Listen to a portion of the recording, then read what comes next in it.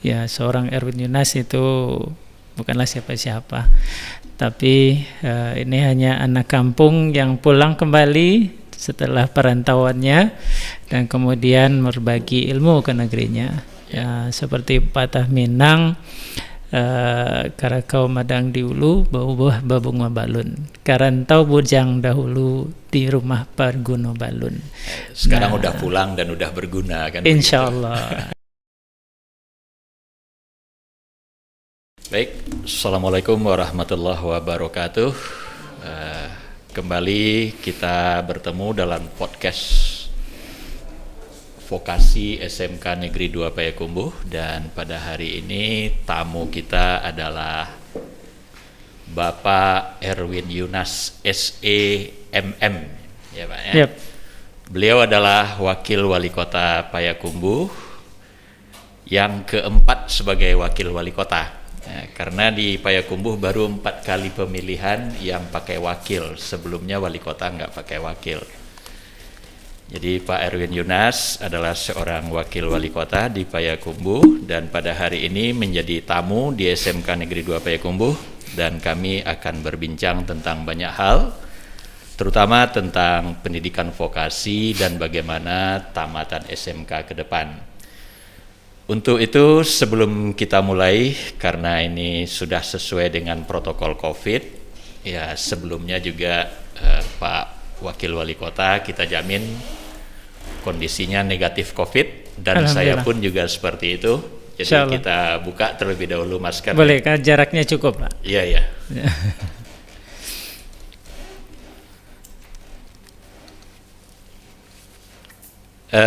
Baiklah Pak. Dalam pertemuan kita ini kami merasa sangat berbangga dan berbahagia sekali bertemu dengan Bapak dalam kegiatan podcast SMK 2 ini, dan ini merupakan tamu kami yang ketiga, dan suasana ruangan ini suasana ruangan yang pertama ini. Sebelumnya juga masih sangat belum apa, dan ini juga masih dalam proses penyempurnaan, dan mudah-mudahan ke depan nanti akan semakin baik lagi. Pak Erwin, pertama kali barangkali kami ingin tahu lebih jauh tentang Bapak, tapi nggak panjang-panjang ceritanya begitu. Jadi perkenalan diri dari Bapak, kemudian juga sukses story Bapak begitu. Silakan Pak.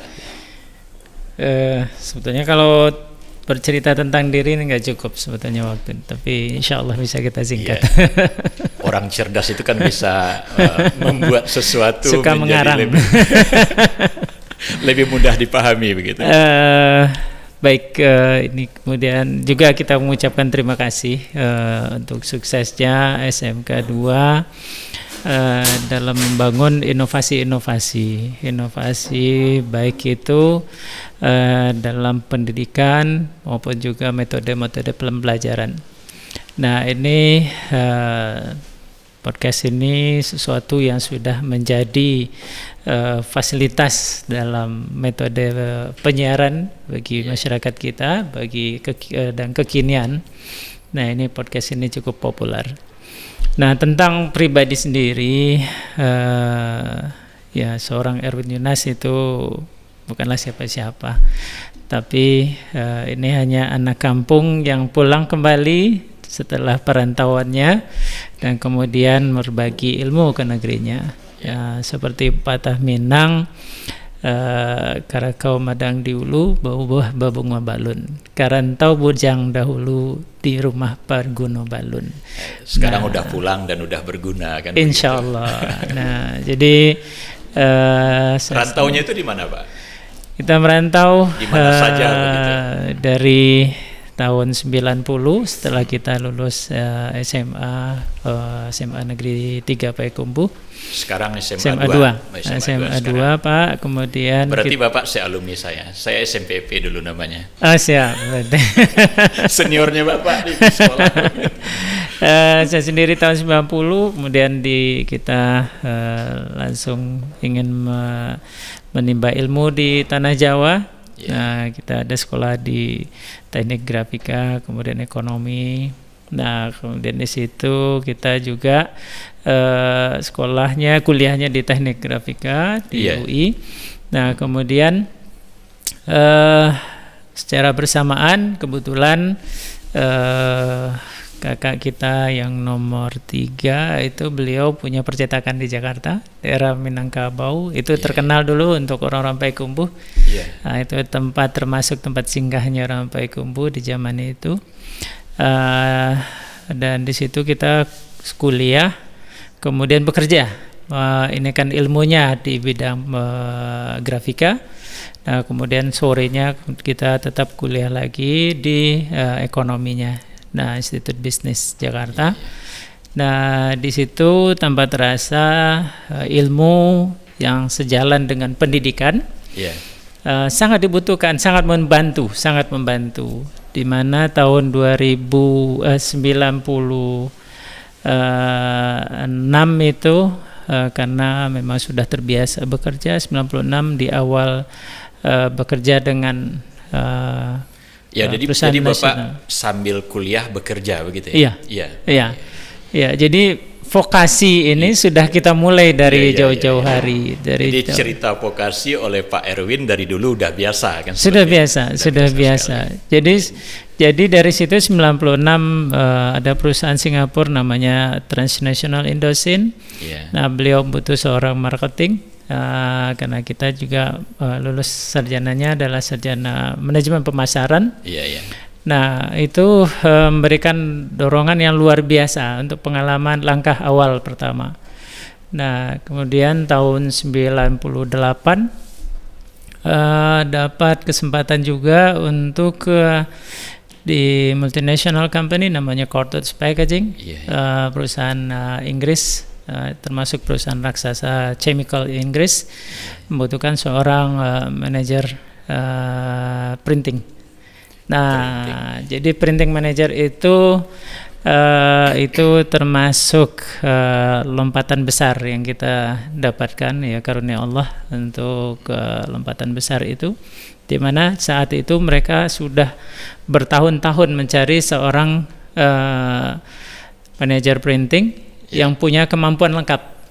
Nah, mereka butuh, yang pertama itu butuh seorang sarjana.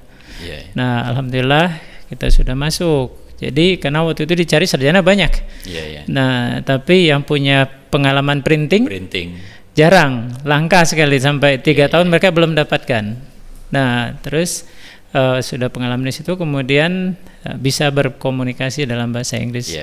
Nah, alhamdulillah bahasa Inggris itu termasuk ke bahasa ibu yang kedua buat saya itu, insya Allah. Alhamdulillah, jadi modal hidup yang sangat luar biasa gitu ya. Jadi itu perusahaan yang kedua. Artinya begini, sebelum Bapak menjadi wakil wali kota sempat di beberapa perusahaan itu, Pak. Kalau tadi di perusahaan Inggris, Singapura, dengan Jepang pernah juga nggak, Pak? Kita jadi mitranya Jepang. Jadi ada perusahaan Eropa itu tiga perusahaan Eropa, ada Eropa Amerika, ada Eropa yang murni Jerman. Jadi di situ di tahun 2001 akhir, nah di situ kita dapat kesempatan untuk bergabung dengan perusahaan yang menguasai teknologi tentang grafika, yaitu namanya teknologi flexografik. Nah, di situ kita ada kesempatan untuk disekolahkan ke Amerika. Pernah sekolah di Amerika juga? Pernah ke sana. Jadi kayak ini kawan-kawan di bagian humas, ini Pak Erwin bisa jadi narasumber tetap di sekolah kita dalam rangka nanti bagaimana penyaluran anak-anak kita ke lapangan begitu. Selama ini kan pakai tenaga dari perusahaan saja, Pak. Kawan-kawan berpikir kalau Pak Wali Kota, Pak Wakil Wali Kota kayaknya bahasanya nanti nggak bisa bahasa di dalam untuk vokasi begitu. Tapi ternyata luar biasa. Bapak punya pengalaman vokasi yang sangat luar biasa, dan teknik grafika itu termasuk salah satu di bidang teknologi juga ya, termasuk juga di SMK kita kebetulan tidak ada teknik grafika, tapi di SMK 1 barangkali ada ya teknik grafika. Baik Bapak, kita lanjutkan pembicaraan kita bahwa SMK untuk Kota Payakumbuh itu kan ada 4 yang SMK negeri, ada 5 yang SMK swasta. Itu setiap tahun tamatan kita itu untuk Kota Payakumbuh mendekati 1.500 orang. Iya. 1.500 orang, ini bukan persoalan kecil Pak kalau untuk calon tenaga kerja, apalagi ketersediaan tempat bekerja di daerah kita itu kan kalau dari sisi latar belakang industri, perusahaan-perusahaan besar kan tidak ada. Nah ini bagaimana pendapat Bapak tentang bagaimana mereka ini nanti masuk ke lapangan bekerja, lapangan kerja yang tersedia demikian kecil, sempit kalau di daerah kita, dan ya seperti apa gambaran Bapak agar mereka nanti bisa terpakai begitu. Nah,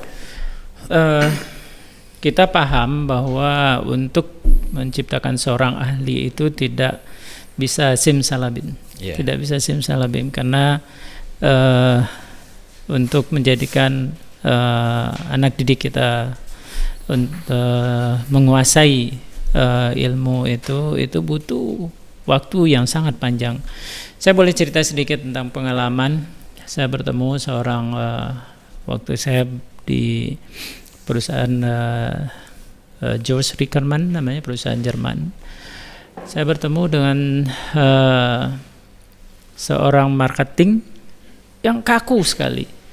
Jadi marketing ini kaku dalam berbicara, mereka kaku dalam hal menjual, tapi sangat menguasai ilmunya. Jadi A to Z-nya sebuah teknologi dia sangat hafal. Dan kita ada waktu bercerita, beliau itu basicnya adalah seorang engineer. Ya, beliau menjadi engineer. Itu boleh saya bilang mesinnya itu adalah teknologi namanya adalah Saesa. Saesa itu produsen untuk mesin pembuat pasta gigi, tube-nya. Nah, Saesa beliau seorang engineer yang bisa memasang baut dan tahu baut itu dari mesin itu. Jadi satu komponen dia menguasai ini baut dari mana. Ya. Jadi ini tempatnya di mana, posisinya harus seperti apa, ukurannya berapa, dia hafal itu. Exactly, itu persis sekali. Jadi setelah kita tanya, ternyata dia punya pengalaman di dalam di pabrikasi selama 20 tahun. Jadi 20 tahun dia baru dia dilepas, diperkenalkan dengan dunia bahwa ini adalah marketing kita yang baru. Nah, artinya apa? Jerman adalah orang-orang yang mempersiapkan diri dengan teknologi yang luar biasa. Dan mereka mempersiapkan, orang ini sangat menguasai terlebih dahulu sesuatu yang harus dia komunikasikan kepada orang. Betul sekali. Dan ternyata 10 tahun kemudian saya bertemu lagi dengan dia, itu beliau sudah fluent sekali dalam berkomunikasi. Awalnya kaku. Awalnya sangat kaku, kemudian dia suruh kasih perusahaan. Awalnya begini Pak, kenapa saya disuruh bongkar mesin? Disuruh pasang lagi, bongkar lagi, pasang lagi, bongkar lagi, pasang lagi, sampai itu berulang-ulang 10 kali. Untuk sebuah mesin yang kompleksitasnya sangat besar. Ya, karena apa? Tube itu presisi, tidak boleh bocor. Karena pasta gigi itu tidak boleh bocor sama sekali. Dan mesinnya itu sedikit aja itu tidak level. Maka itu ini. Dan itu 10 kali dia pasang, dia boleh pulang, dia pasang lagi, dia boleh pulang, boleh pasang lagi. Kalau dia hilang, dia akan tanggung jawab dan cari gitu. Dan ternyata untuk membuat seseorang menjadi ahli itu tidak hanya ini. Dan ini berkaitan dengan sekolah-sekolah bukan SMK kita. SMK. Nah, jadi SMK ini kalau kita punya sekarang fasilitas-fasilitas yang ada di sekolah kejuruan itu sudah sangat lengkap. Misalnya SMK kita di SMK 2 ini kalau untuk perbengkelan rasanya sudah mendekati pabrik. Ya, kalau untuk workshop SMK kita sudah punya peralatan yang luar biasa. Nah, ini kita tidak akan bisa melahirkan Superman, tapi kita bisa membuat seorang ahli dengan memulainya, memperkenalkan satu itu, mengupasnya sampai selesai. Ya. Nah, jadi berarti lapangan kerja nanti sangat membutuhkan orang yang ahli di bidangnya itu. Sangat betul Pak, sangat betul. Ya. Jadi misalnya kita punya menghasilkan lulusan SMK di bidang atau kita ada pertukangan? Ada. Nah, jadi sekarang namanya jurusan teknik konstruksi. Teknik konstruksi. Ya. Beliau cukup diperkenalkan dengan itu aja, ya, dari kelas 1 sampai kelas 3. Bahkan 3 tahun itu tidak cukup. Ya. 3 tahun tidak cukup. Betul. Tapi insya Allah 3 tahun dia melakukan itu secara berulang-ulang, terus menerus. Insya Allah beliau bisa, nanti anak-anak kita bisa menjadi salah seorang kandidat untuk yang profesional. Tadi kan saya sampaikan bahwa untuk ketersediaan lapangan untuk bekerja, terutama untuk anak-anak tamatan sekolah teknologi seperti SMK Negeri 2 Payakumbuh, itu kan boleh dikatakan daerah kita minim dengan industri begitu. Nah, rata-rata mereka nanti mungkin ke Kepulauan Riau atau ke Provinsi Riau, atau barangkali ada yang sampai ke Pulau Jawa begitu. Bapak kan sudah punya pengalaman untuk hal yang seperti itu, dan ini kan kembali cerita anak kampung ini. Anak STM itu kan terkenal nakal, ya kan? Dulu. Sekarang pun masih. Oh, masih. tapi nakalnya dekat gurunya gitu. Kalau udah meninggalkan kota Payakumbuh, bukan nakal, hilang akal gitu. Banyak yang hilang akal, kadang-kadang malah seperti orang ketakutan masuk ke wilayah yang baru dan segala macam. Nah, ini pengalaman apa yang bisa kita bagi untuk mereka agar mereka percaya diri untuk masuk ke wilayah yang baru, nanti ke tempat yang baru. Ya, barangkali kalau skill untuk usia yang seusia mereka dengan tamatan dari sekolah lain yang usianya juga sama, barangkali juga hampir rata-rata hampir sama begitu. Tapi kepercayaan diri ini. Jadi sesuai zamannya sekarang sudah borderless, ya kita kenal, sudah tidak ada batas lagi. Betul. Baik itu lulusan SMK maupun lulusan SMA, pokoknya STLTA itu sudah tidak batas lagi. Bahkan anak STM kalau zamannya lulusan saya itu tidak mungkin mereka untuk kuliah karena memang tidak dipersiapkan untuk itu. Mereka harus dipersiapkan untuk langsung ke lapangan, ke industri. Nah, challengingnya ke depan anak SMK ini di daerah kita ya harus kita untuk bersaing di masa yang akan datang itu mau tidak mau kita harus bisa mensejajarkan ilmu anak didik kita di Payakumbuh khususnya dengan kebutuhan industri yang ada di pusat-pusat industri. Misalnya kita lihat itu Pulau Jawa maupun di Pekanbaru. Nah, karena apa? Di mereka sendiri juga sudah terlalu banyak tenaga kerja. Ya, di Pekanbaru penduduknya lebih besar dari Sumatera Barat. Betul. Ya kan, di Pulau Jawa apalagi kita cuman se-Kabupaten Bandung itu untuk penduduk Sumatera Barat. Satu provinsi di kita, satu kabupaten di sana. Satu kabupaten di Jawa Barat itu. Nah, di sini kita harus mempersiapkan kompetensi lebihnya apa dari anak Payakumbuh ini. Nah, ini harus kita pikirkan. Nah, mungkin juga dari cara mereka mempresentasikan ilmunya, ya. Nah, ini punya podcast ini sebetulnya salah satu media untuk latihan bagi anak-anak kita. Nah, orang berilmu itu banyak, ya. Tetapi orang yang mampu berkomunikasi itu masih sedikit. Nah, jadi kalau dia punya ilmu dan mampu mempresentasikan dengan baik, maka dia akan sudah berada di jajaran orang yang dibutuhkan. Nah, Jadi kemampuan mengkomunikasikan apa yang dimiliki terhadap orang lain begitu ya. Iya. Jadi kekuatan literasi barangkali Itu sudah jadi sebuah kebutuhan. keharusan. Iya. Keharusan. Dan apalagi kalau itu dibekali dengan bahasa asing tadi. Itu Ya. dia. Jadi cerita tentang mungkin daerah itu padat atau bagaimana, kalau kita yang terbaik ya kita akan terpakai kan. Kita akan terpakai. Iya, Jadi persaingan semakin ketat, Iya. semakin ketat dan teknologi pun sudah berbicara Iya. lebih jauh lagi. Nah, ini kemampuan itu juga menjadi salah satu faktor pendukung nantinya. Kalau untuk daerah kita Pak, kedepannya peluang untuk industri yang barangkali bisa menyerap tamatan SMK teknologi kah atau SMK IT kah, ada nggak kemungkinan rencana jangka panjang kita ke arah itu, atau barangkali ngundang perusahaan dari luar untuk investasi di tempat kita atau seperti apa?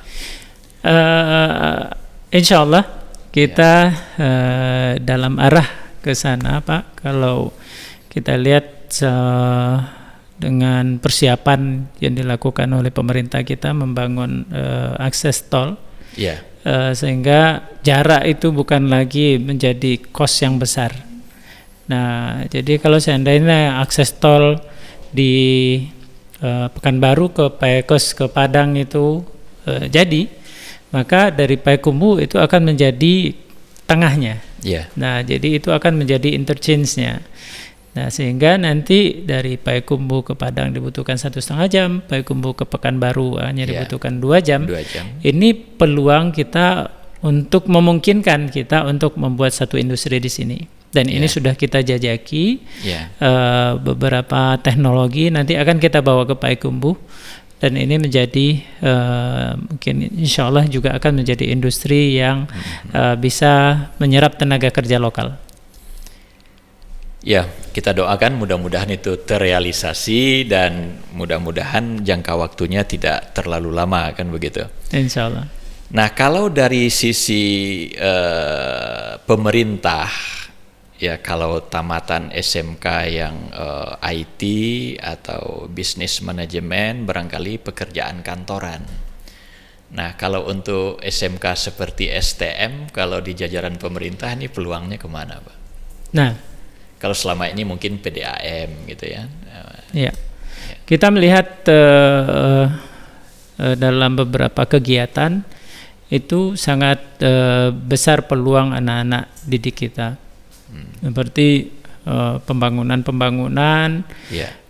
yang berjalan itu butuh tenaga-tenaga terampil.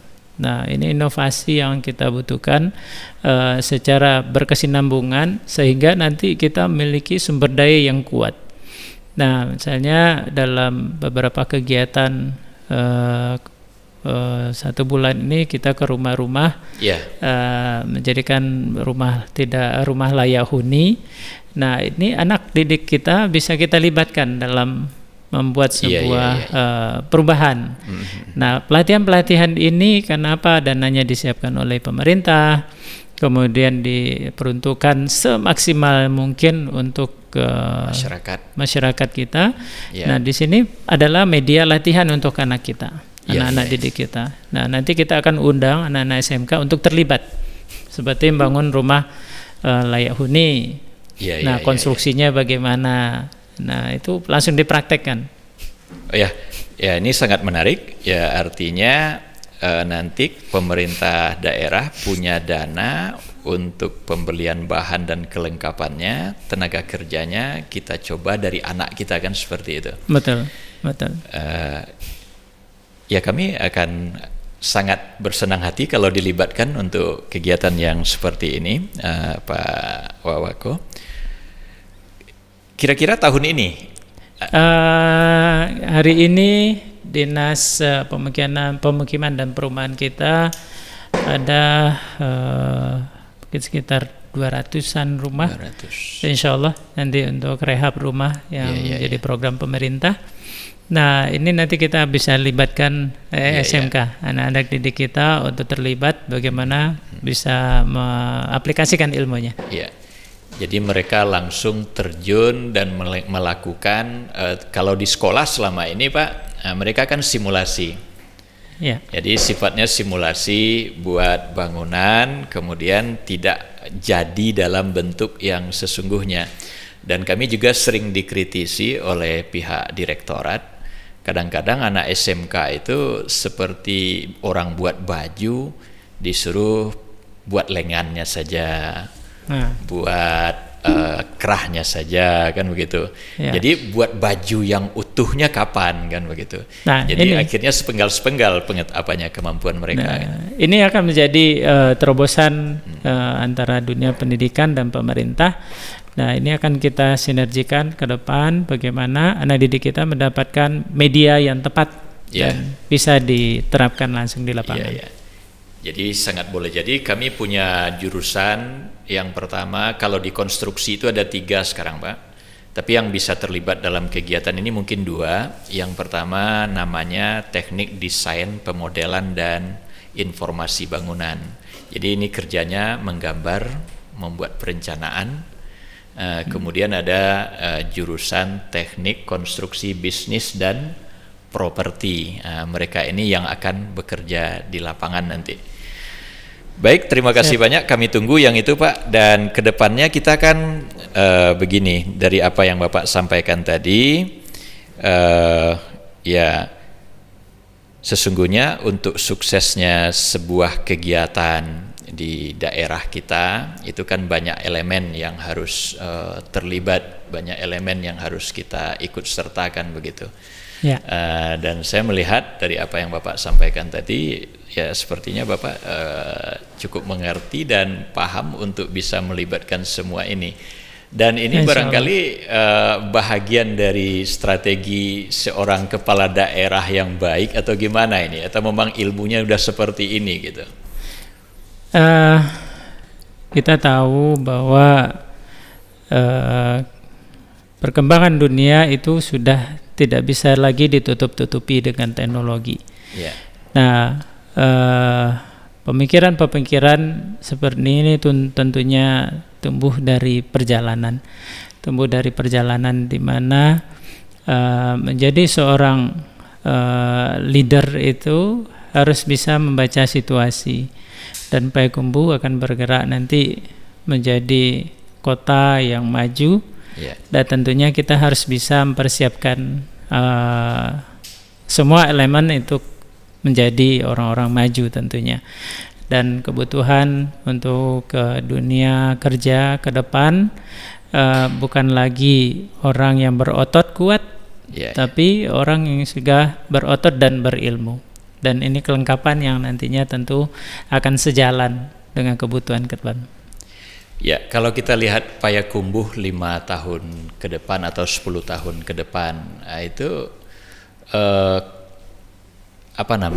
kiat-kiat seperti apa yang paling cocok untuk Payakumbuh ke depan menurut Bapak? Nah, ini adalah tentu orang punya pandangan berbeda-beda.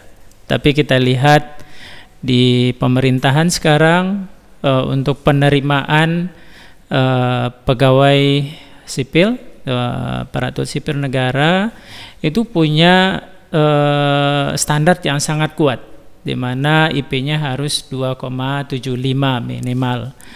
Dan untuk satu peluang itu diperebutkan oleh ribuan.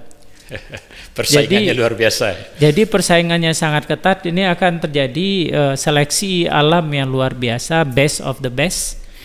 Nah, kemudian mereka itu adalah orang-orang terbaik yang terseleksi dengan proses yang sangat ketat.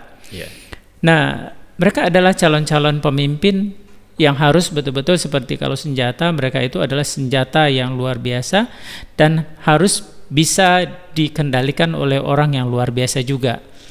Nah, ini jadi memimpin orang cerdas harus lebih cerdas gitu. Harus lebih cerdas. Misalnya di antara level tatanan eselon 3, eselon 4 itu Pak sekarang itu sudah rata-rata S2.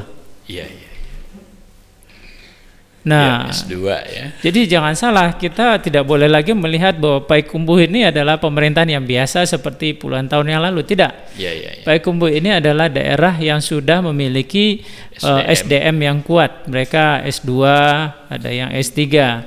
Nah, kalau mereka tidak dikuasai oleh orang yang ilmunya lebih tinggi, maka nanti akan terjadi degradasi.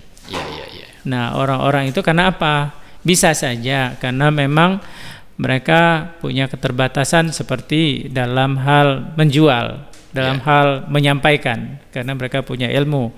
Nah, tapi kalau kita seorang leader tidak mampu memahami energi ini, maka nanti akan menjadi energi yang berat untuk dikendalikan. Jadi ke depan Payakumbuh harus dipimpin oleh orang yang memang secara keilmuan dia harus mampu sejajar, paling tidak sejajar dengan aparaturnya, dengan operator-operator yang kita bilang di Payakumbuh ini sudah banyak S2, ya minimal itu harus sebagai standar yang ini. Saya dengar-dengar Bapak lagi S3 sekarang. Ya, kita tetap belajar, karena belajar itu tidak ada batas waktu. Ya, kita tetap memacu diri untuk mempersiapkan menambah ilmunya. Iya deh, ya seperti yang Pak tadi, tentu relevansinya ya kalau yang mau dipimpin itu levelnya seperti itu, ya minimal sama, kalau bisa tentu lebih tinggi daripada mereka kan, seperti itu. Harus ada keunggulan yang membuat dia layak untuk jadi pemimpin. Seperti Payakumbuh akan menjadi kota, bukan lagi kota transit, tapi harus menjadi kota tujuan. Dan Interchange City itu adalah kota yang memang bisa saja menjadi pusat nantinya untuk antara Riau dan Sumatera Barat. Jadi Riau dan Sumatera Barat nanti bertemunya di Payakumbuh. Nah, bagaimana kita memikirkan Payakumbuh ini memberikan dalam secara demografinya cocok untuk dipersiapkan untuk sebuah menjadi kota maju. Nah, level yang kita harapkan nanti kan memang level entrepreneurnya lebih kuat. Sehingga kota ini tumbuh menjadi kota yang betul-betul layak dan memang dipersiapkan untuk menjadi kota maju pengelolaannya. Baik Pak, kalau kita lihat potensi daerah Payakumbuh, saya pernah diskusi dengan kawan-kawan waktu pelatihan begitu. Hari ini kan kadang-kadang kami dihadapkan kepada tantangan-tantangan global tentang industri yang sudah maju begitu. Nah, kalau kita lihat kemampuan kita buat mesin itu kan baru mulai. Kemampuan kita di bidang yang lain-lain itu kan baru mulai. Sementara negara lain itu kan sudah posisi yang jauh lebih maju daripada kita. Nah, sementara basic kita sebetulnya kan ada di pertanian begitu. Nah, pertanian ini untuk mengelolanya secara lebih unggul dan segala macamnya itu kadang-kadang kan seperti sampai hari ini orang kan belum juga bangga jadi petani. Belum, kalau kita tanya orang jadi petani pasti dia enggan untuk menyatakan bahwa profesinya adalah seorang petani begitu. Jadi kami pun kadang-kadang berpikir kenapa kita tidak seriusi yang ini, kemudian ya kalau soal teknologi yang tinggi segala macam, ya barangkali kan kita bisa beli juga nanti kan, seperti itu. Gimana Bapak berpikir tentang itu? Ini mungkin sedikit mungkin belum terekspos karena kegiatan kita. Saat ini dengan pandemi ini banyak anak-anak negeri yang pulang kampung dan mereka lihat itu pertanian ini adalah sebuah bisnis yang bagus. Nah, bisnis yang bagus bisa kita lihat banyak anak-anak negeri yang pulang dan melihat memanfaatkan ilmunya di bidang pertanian. Nah, jadi ini ada telepon sebentar, boleh kita angkat ya Pak ya? Gak apa-apa. Jadi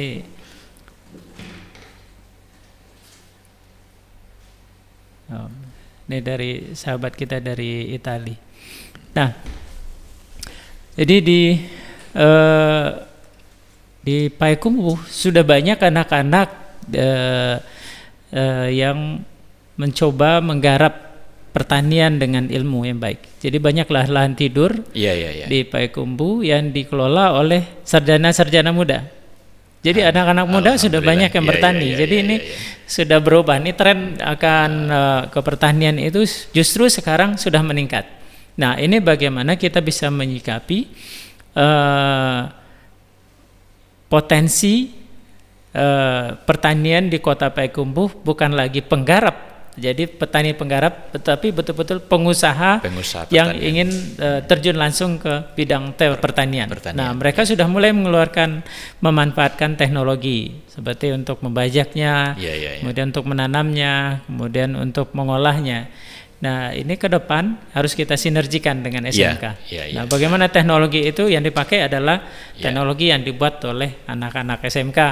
Nah, kalau teknologi itu dipakai, nah itu insya Allah akan ada modifikasi, akan ada seperti maintenance. Nah, jadi anak-anak kita usahakan untuk mereka punya keahlian di satu bidang itu yang betul-betul bisa kita bawa ke lapangan.